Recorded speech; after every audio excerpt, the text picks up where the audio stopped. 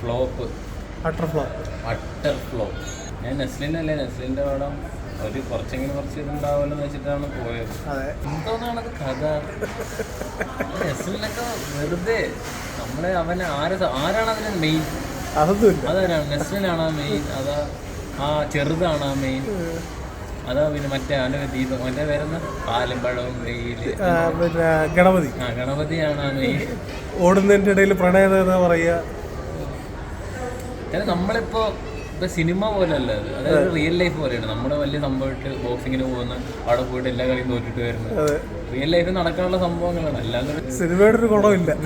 സിനിമയാണെന്ന് തോന്നുന്നില്ല, ഒരു short film പോലെ ഉണ്ടായിരുന്നല്ലേ ഫസ്റ്റ് ഹാഫ്. PGയിൽ എന്താണ് കുഴപ്പമില്ല, ഫുൾ ടൈം ഷെയ്ഡ്സ് ഗ്ലാസ് വെച്ചിട്ടാണ് നടന്നത്. അല്ല ഒരു കുറ്റം പറയല്ല, ഒരു ക്യാരക്ടർ അങ്ങനെ ആയതും പറഞ്ഞ് കുഴപ്പമില്ല. പക്ഷെ എൻ്റെ ഫിലിം നോക്കുമ്പോൾ പറ്റ പരാജയം.